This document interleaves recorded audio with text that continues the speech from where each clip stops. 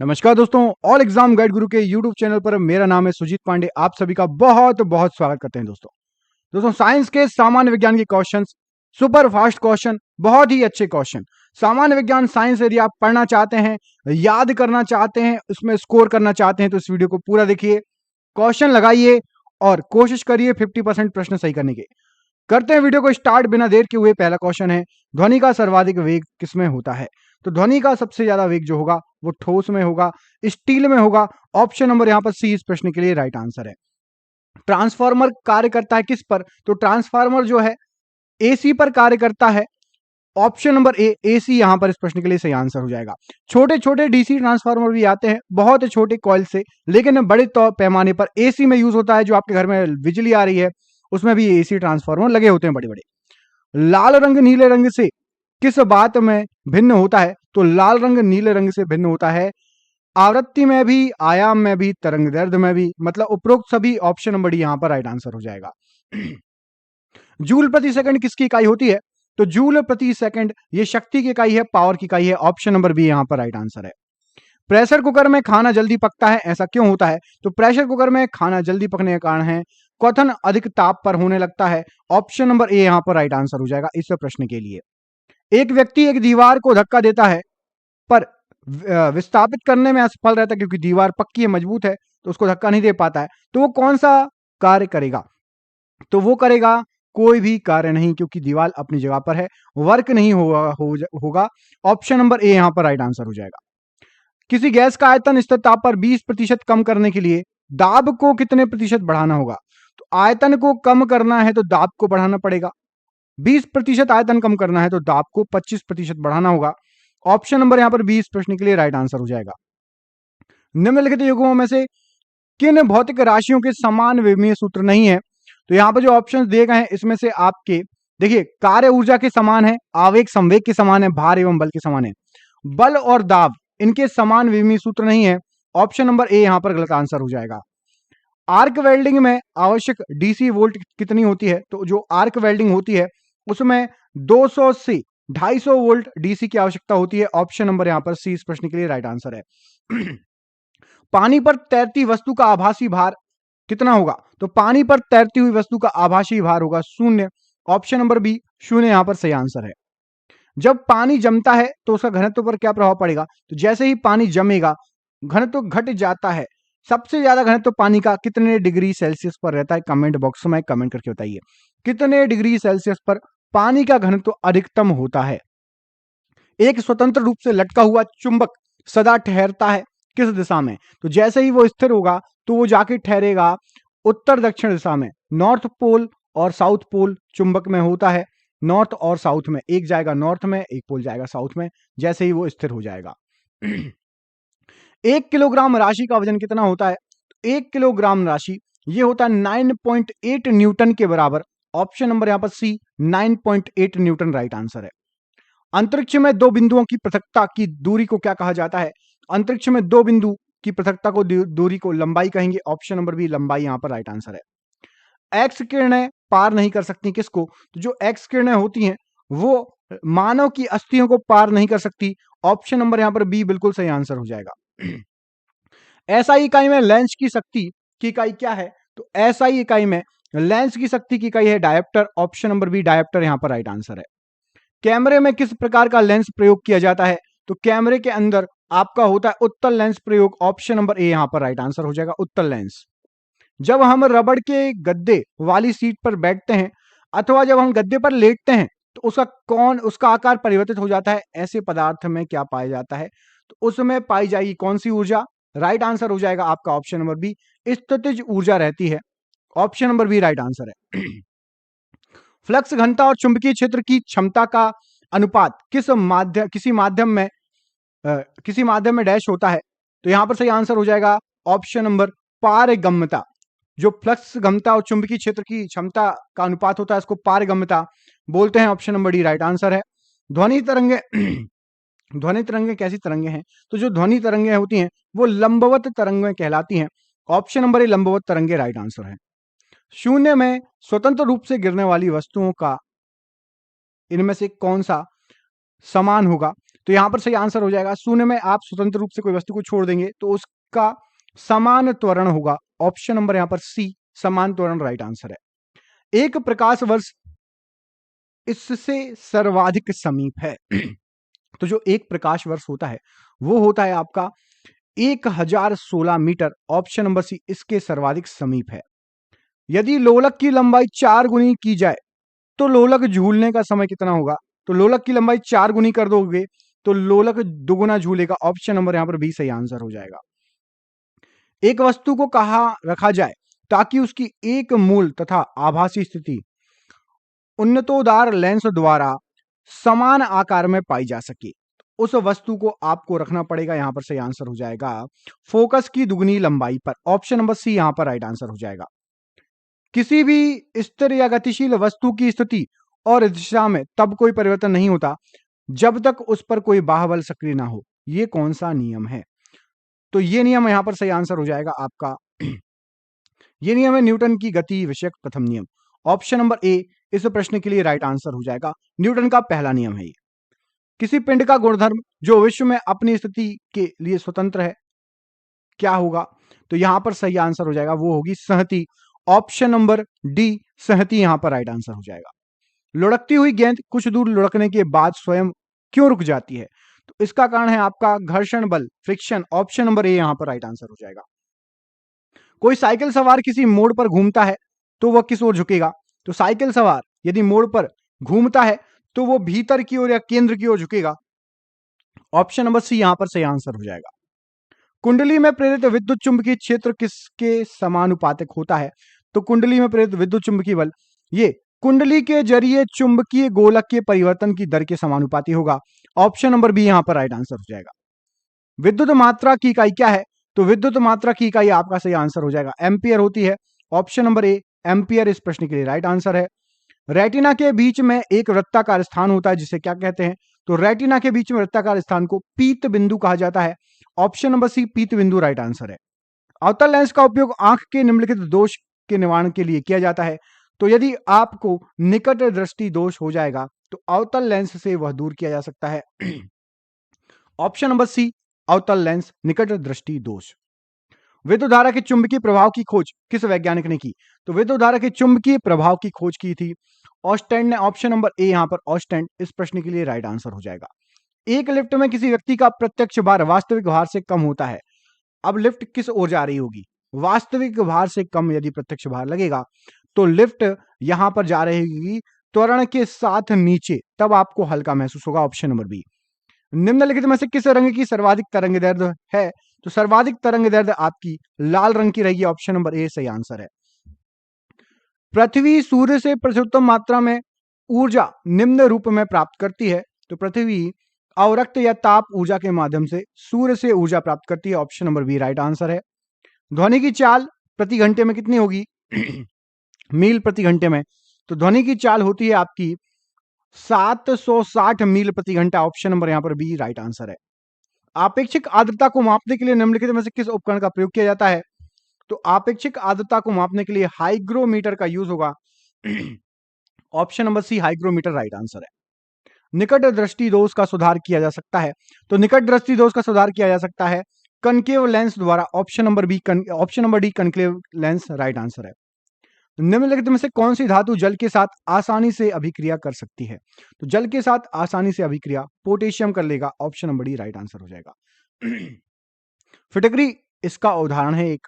तो फिटकरी जो है ये उदाहरण होता है द्विक लवण का। ऑप्शन नंबर ए द्विक लवण यहां पर इस प्रश्न के लिए राइट आंसर हो जाएगा। अगला क्वेश्चन देखिए, पोटेशियम नाइट्रेट का मॉलिक्यूल सूत्र क्या होता है? तो पोटेशियम नाइट्रेट का मॉलिक्यूल सूत्र होगा KNO3। ऑप्शन नंबर ए यहां पर राइट आंसर हो जाएगा। निम्नलिखित में से कौन सी धातु को तेल में रखना आवश्यक होता है? तो यहां पर सही आंसर हो जाएगा आपका पोटेशियम को तेल में रखना आवश्यक होता है। Option number B right answer है। धातु ऑक्साइड बनाने के लिए डैश की भाप के साथ अभिक्रिया करती है। तो धातु ऑक्साइड बनाने के लिए आयरन की भाप के साथ अभिक्रिया करती है। ऑप्शन नंबर डी कोई भी धातु होगी यदि उसको ऑक्साइड बनाना होगा तो आयरन की भाप जरूरी है। निम्नलिखित में से कौन से तत्व का रासायनिक प्रतीक लैटिन से लिया गया है? तो यहां पर जो ऑप्शन दिए गए हैं इसमें से आपका आयरन का रासायनिक प्रतीक लैटिन से लिया गया है। आयरन को लिखते हैं Fe। Fe को क्या बोलते हैं कमेंट बॉक्स में कमेंट करके बताइए। अगला क्वेश्चन देखिए, फेरस सल्फेट क्रिस्टल को टेस्ट ट्यूब में गर्म करने पर क्या उत्पाद बनते हैं? तो फेरस सल्फेट को यदि आप टेस्ट ट्यूब में गर्म करेंगे तो उत्पाद बनेगा आपका फेरिक ऑक्साइड प्लस पानी plus sulphur dioxide plus sulphur trioxide. Option number यहां पर सी सही आंसर है।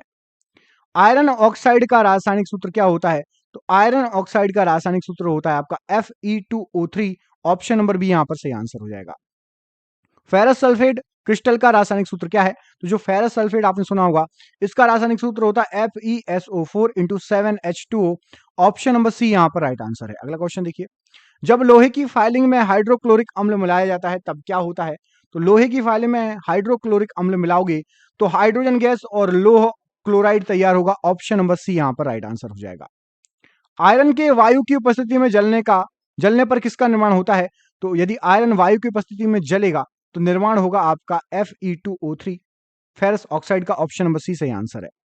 डैश का संक्षारण एक गंभीर समस्या है, तो यहां पर सही आंसर हो जाएगा आपका Fe का संक्षारण एक गंभीर समस्या है। Fe का फुल फॉर्म पूछा था, कमेंट बॉक्स में कमेंट करके बताओ। लोह जंग का रंग कैसा होता है? तो लोहे के जंग का रंग होता है आपका लाल भूरे कलर का। ऑप्शन नंबर यहां पर सी लाल भूरा रंग राइट आंसर है। फेरस क्लोराइड का आणविक सूत्र क्या होता है? तो फेरस क्लोराइड का आणविक सूत्र होगा FeCl2। Option number B right answer है। मैग्नीशियम रिबन एक चमकदार सफेद लौ के साथ जलता है और एक डैश रंगीन पाउडर में बदल जाता है। तो मैग्नीशियम रबड़ जो बदल जाता है वो बदल जाएगा आपका सफेद रंगीन पाउडर में। ऑप्शन नंबर यहां पर सी इस प्रश्न के लिए राइट आंसर हो जाएगा, सफेद रंगीन पाउडर। निम्नलिखित में से किसमें MgCl2 विलेय होता है? तो MgCl2 जल में विलेय होता है। ऑप्शन नंबर डी यहां पर जल राइट आंसर है। तांबे और जस्ते के साथ कांस्य बनाने के लिए जोड़ा जाता है क्या? तांबे जस्ते के साथ आपको जोड़ना पड़ेगा Sn। ऑप्शन नंबर बी सही आंसर हो जाएगा। Sn का फुल फॉर्म कमेंट बॉक्स में कमेंट करके बताइए। MgO का विलयन होता है, तो MgO का विलयन आपका क्षारीय विलयन होगा। ऑप्शन नंबर डी यहां पर क्षारीय विलयन राइट आंसर है। लेड नाइट्रेट के तापीय अपघटन के परिणाम स्वरूप निर्मित उत्पादन क्या है? तो लेड नाइट्राइड के तापीय अपघटन से आपका निर्माण होगा lead oxide plus oxygen plus nitrogen oxide. Option number यहां पर ए इस प्रश्न के लिए राइट आंसर है। जब लेड धातु कॉपर क्लोराइड के विलयन से अभिक्रिया करती है तब क्या होता है? तो लेड धातु को कॉपर क्लोराइड से अभिक्रिया कराओगे, लेड क्लोराइड निर्मित होगा। ऑप्शन नंबर यहां पर डी इस प्रश्न के लिए राइट आंसर हो जाएगा, लेड क्लोराइड। पारा एक मात्र ऐसी धातु है जो 0 डिग्री सेल्सियस पर तरल रहती है, इसका कारण क्या है? तो इसका कारण होता है इसकी अच्युत आयनीकरण ऊर्जा और ढीला धात्विक बंध। ऑप्शन नंबर बी, इसके कारण 0 डिग्री सेल्सियस पर भी तरल में रहती है पारा। निम्न में से कौन सबसे कम अभिक्रियाशील है? तो सबसे कम अभिक्रियाशील होगा आपका पारा। ऑप्शन नंबर यहां पर बी पारा राइट आंसर हो जाएगा। क्विक सिल्वर क्या कहलाता है? तो क्विक सिल्वर कहा जाता है आपका ऑप्शन नंबर बी को पारा Hg, इसको क्विक सिल्वर के नाम से भी जाना जाता है। थर्मामीटर में उपयोग की जाने वाली तरल धातु कौन सी होती है? तो थर्मामीटर में उपयोग किया जाता है पारे का या पादर का या Hg का। Option number A right answer हो जाएगा। निम्नलिखित धातुओं में से कौन सी कक्षीय तापमान पर द्रव अवस्था में होती है? कक्षीय का तापमान पर द्रव अवस्था में पारा रहेगा। Option number B right answer हो जाएगा। लोहे या स्टील पर जस्ते की पतली पर चढ़ाने की प्रक्रिया को क्या कहा जाता है? इसको कहा जाएगा आपका ऑप्शन नंबर गैल्वेनीकरण। ऑप्शन नंबर यहां पर सी सही आंसर हो जाएगा। निम्नलिखित विकल्पों में से सबसे तन्य धातु कौन सी है? तो सबसे तन्य धातु है आपकी Au। Option number C Au यहां पर राइट आंसर हो जाएगा। जिंक कॉपर सल्फेट विलयन से कॉपर को अलग कर सकता है क्योंकि जिंक क्या होता है? तो जिंक में आपका कॉपर की तुलना में सबसे अधिक अभिक्रियाशील होता है, इसलिए यह अलग कर सकता है। कॉपर सल्फेट के विलयन में जिंक मिलाने पर क्या होगा? तो कॉपर सल्फेट के विलयन में यदि आप जिंक मिलाएंगे तो जिंक सल्फेट बनेगा। ऑप्शन नंबर यहां पर बी इस प्रश्न के लिए राइट आंसर है। जल योजित कॉपर सल्फेट का रासायनिक सूत्र क्या होगा? तो जल योजित कॉपर सल्फेट का रासायनिक सूत्र होगा आपका CuSO4 into 5H2O। Option number A right answer है। निम्नलिखित में से कौन सा लचीला और कोमल है? तो यहां पर जो ऑप्शन दिए गए हैं इसमें से लचीला और कोमल आपका तांबा है।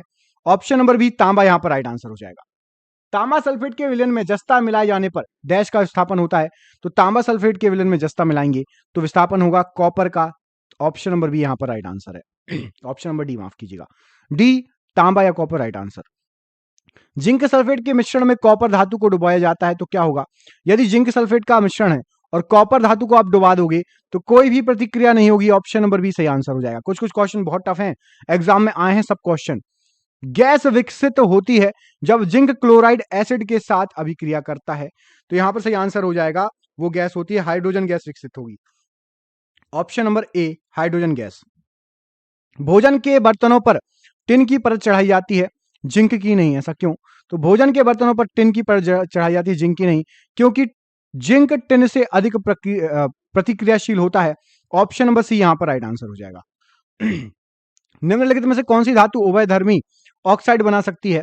तो यहां पर जो ऑप्शंस दिए गए इसमें से आपकी जिंक उभयधर्मी ऑक्साइड बना सकती है। ऑप्शन नंबर इज Zn या जिंक राइट आंसर है। ठोस कोयला को तरल हाइड्रोकार्बन में परिवर्तित करने वाली प्रक्रिया को डैश कहा जाता है। तो ठोस कोयला को तरल हाइड्रोकार्बन में परिवर्तित करने वाली अभिक्रिया को द्रवीकरण कहा जाएगा। ऑप्शन नंबर यहां पर डी इस प्रश्न के लिए राइट आंसर हो जाएगा, द्रवीकरण। अगला क्वेश्चन देखिए, कोयला और पेट्रोलियम के दहन का परिणाम क्या है? किसके ऑक्साइड के रूप में होता है? तो कोयला और पेट्रोलियम का दहन करेंगे तो नाइट्रोजन और सल्फर के ऑक्साइड के रूप में इसका परिणाम निकलेगा। सीएनजी का मुख्य घटक क्या है? तो सीएनजी का मुख्य घटक होता है आपका methane. Option number A methane right answer हो जाएगा। हाइड्रोकार्बन के पूर्ण दहन के परिणाम स्वरूप निम्नलिखित में से क्या प्राप्त होगा? तो हाइड्रोकार्बन के पूर्ण दहन के परिणाम स्वरूप आपका कार्बन डाइऑक्साइड और पानी CO2 प्लस H2O प्राप्त होगा। Option number B right answer है। मीथेन के अणुभार की गणना करें तो मीथेन का जो अणुभार होता है वो होगा 16। Option number C 16 right answer है। निम्नलिखित में से कौन सा मैग्नीज के बारे में सही नहीं है? तो मैग्नीज के बारे में जो ऑप्शंस दिए गए हैं इसमें से आपका उच्च तापमान स्तर पर अपने प्रतिरोध को प्रभावित करता है, ये सही नहीं है। बाकी तीनों चीजें सही हैं मैग्नीज के बारे में। निम्नलिखित में से कौन सी धातु मुक्त अवस्था में पाई जाती है? तो यहां पर जो ऑप्शंस दिए गए हैं उसमें से आपकी ऑप्शन नंबर डी मुक्त अवस्था में पाई जाती है पीटी। पीटी का फुल फॉर्म क्या होता है? कमेंट बॉक्स में कमेंट करके बताइए, बहुत ईजी है, आपने कई बार पढ़ा होगा। पीटी का फुल फॉर्म बताइए। सबसे हल्की धातु कौन सी है? तो सबसे हल्की धातु है आपकी Li। Li का फुल फॉर्म बताइए। Li आपने देखा होगा बैटरियों में भी यूज होती है, कमेंट बॉक्स में कमेंट करके बताइए Li का फुल फॉर्म। ये सभी आपको पता होना चाहिए। पूरी आवर्त सारणी में जितने तत्व हैं आपको उनका फुल फॉर्म पता होना चाहिए, उनका परमाणु क्रमांक, परमाणु भार पता होना चाहिए। निम्नलिखित में से कौन सी वायु के साथ अभिक्रिया नहीं करती है? तो वायु के साथ अभिक्रिया नहीं करता है आपका स्वर्ण और प्लेटिनम। ऑप्शन नंबर बी स्वर्ण प्लेटिनम राइट आंसर हो जाएगा।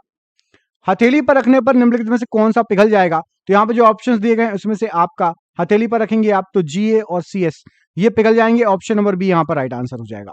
डैश धातु का क्षय नहीं होता, तो यहां पर सही आंसर हो जाएगा आपका प्लेटिनम धातु का क्षय नहीं होता है। ऑप्शन नंबर डी प्लेटिनम धातु राइट आंसर है। धातु हमारी हथेलियों पर पिघल जाती है कौन सी? यहां पर सही आंसर हो जाएगा ऑप्शन नंबर बी गैलियम हमारे हाथों पर पिघल जाएगी। Option number B right answer हो जाएगा। यदि आप अपने हथेली पर डैश धातु को रखेंगे तो धातु पिघल जाएगी। तो यहाँ पर जो ऑप्शन दिए गए हैं उसमें से आपकी gallium, option number B Ga बिल्कुल सही आंसर है। टंगस्टन का गलनांक कितना होता है? तो टंगस्टन का गलनांक लगभग होता है आपका 3380 degree Celsius. Option number A यहां पर राइट आंसर है। जीवाश्म ईंधन जलाने पर मुक्त कार्बन, नाइट्रोजन और सल्फर के ऑक्साइड क्या कहलाते हैं? तो इन सभी को कहा जाता है अम्लीय ऑक्साइड। ऑप्शन नंबर ए अम्लीय ऑक्साइड राइट आंसर है। निम्नलिखित में से क्या स्वच्छ ईंधन का गुण है? तो यहां पर जो ऑप्शंस दिए गए हैं उसमें से आपका सही आंसर हो जाएगा प्रदूषण मुक्त। ये जो है स्वच्छ ईंधन होना चाहिए, प्रदूषण मुक्त होना चाहिए, तो वो स्वच्छ ईंधन कहलाएगा। एलपीजी का मुख्य घटक क्या है? तो एलपीजी का मुख्य घटक होता है आपका ब्यूटेन। ऑप्शन नंबर यहां पर डी ब्यूटेन राइट आंसर हो जाएगा। डैश का प्रयोग कारों में पेट्रोल के साथ ईंधन के रूप में किया जाता है? तो कारों में पेट्रोल के साथ ईंधन के रूप में एथेनॉल का प्रयोग किया जाएगा। ऑप्शन नंबर बी यहां पर एथेनॉल राइट आंसर है। अगला क्वेश्चन, पीतल के घटक क्या हैं? तो पीतल के घटक हो जाएंगे आपके तांबा और जस्ता। ऑप्शन नंबर डी यहां पर तांबा जस्ता राइट आंसर। दालों से हमें क्या प्राप्त होता है? तो दालों से हमें यहां पर सही आंसर हो जाएगा, दालों से प्राप्त होगा आपका प्रोटीन। ऑप्शन नंबर यहां पर डी इस प्रश्न के लिए राइट आंसर हो जाएगा। दाल आप खाओगे तो आपको प्रोटीन मिलेगा। Option number D. दूध से दही जमता है किसके द्वारा? तो दूध से दही जमने के लिए बैक्टीरिया। ऑप्शन नंबर सी यहां पर बैक्टीरिया द्वारा दूध से दही जमता है। मशरूम में बहुतायत में मिलता है, तो मशरूम यदि आप खाओगे तो उसमें बहुतायत में आपको प्रोटीन मिलेगा। ऑप्शन नंबर ए प्रोटीन यहां पर राइट आंसर है। पालक की पत्तियों में कौन सा विटामिन पाया जाता है?